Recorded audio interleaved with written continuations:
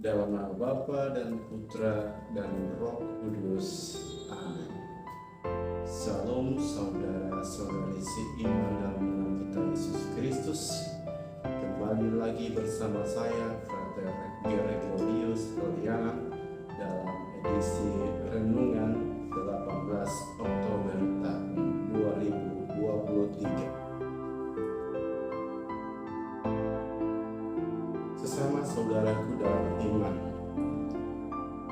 ada satu pertanyaan yang merupakan pertanyaan fundamental atau pertanyaan yang mendasar yang seringkali dipertanyakan oleh semua orang, oleh kita manusia.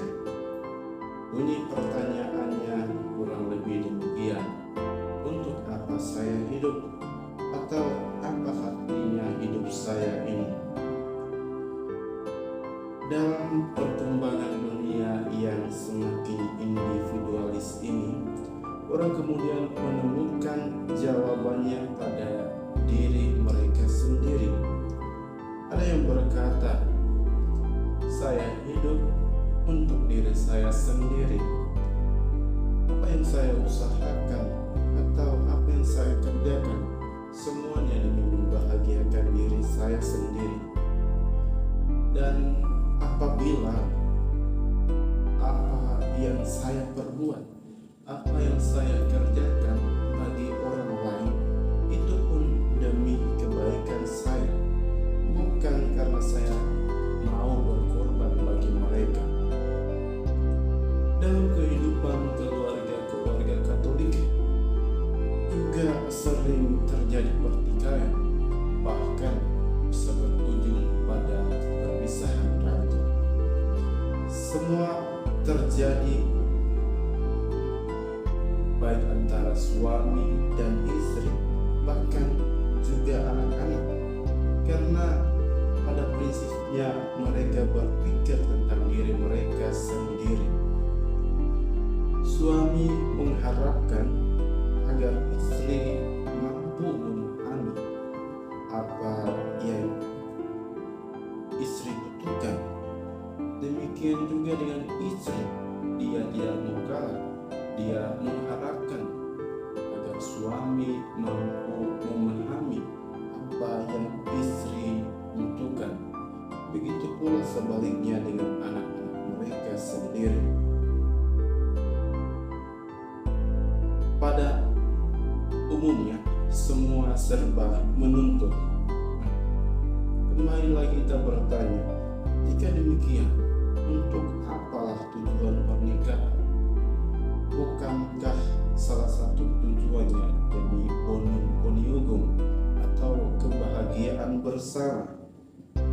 Ataukah demi kebahagiaan pribadi?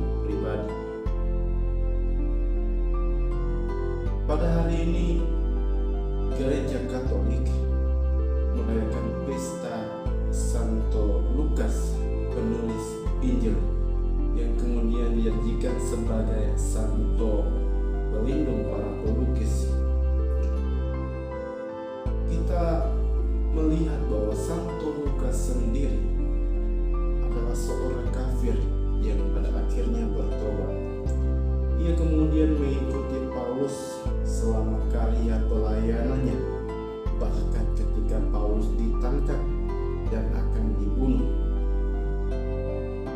Dalam bacaan surat Rasul Paulus kepada Timotius dikatakan bahwa Lukaslah orang yang selalu bersama dengan Paulus, sedangkan mereka yang sebelumnya bersama dengan Paulus pergi meninggalkan Paulus seorang diri.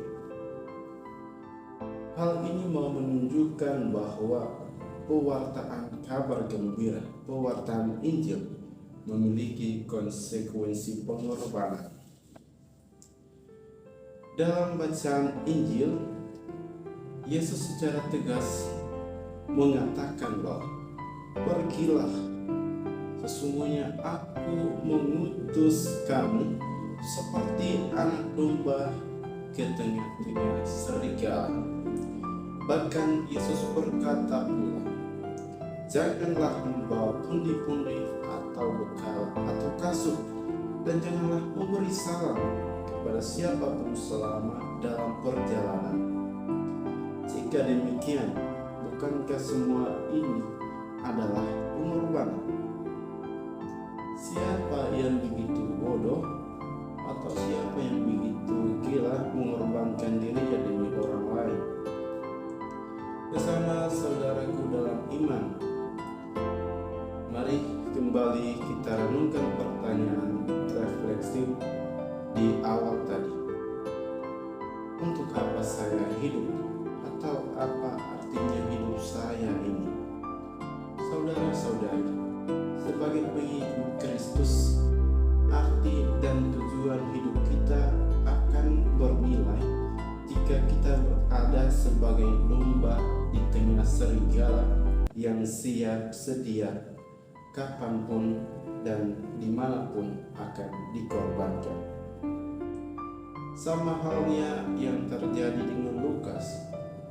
Ia rela meninggalkan kekafirannya dan bergabung dengan kelompok Kristen yang notabene pada kala itu dibenci oleh bangsa Yahudi dan ditindas, dikejar-kejar oleh pemerintahan Romawi kala itu.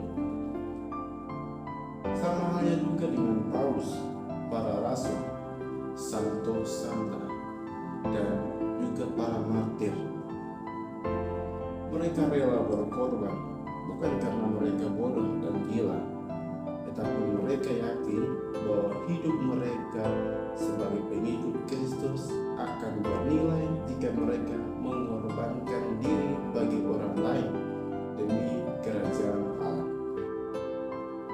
Saudara-saudariku yang terkasih dalam Tuhan kita Yesus Kristus, akhirnya saya mengajak kita semua, mari kita bertanya pada diri sendiri, apakah saudara-saudari sudah berkorban bagi orang lain? Jika saudara-saudari sudah berkorban, maka patutlah kita bertanya lebih lanjut, apakah pengorbanan saudara-saudari itu mendatangkan sukacita di dalam hatimu?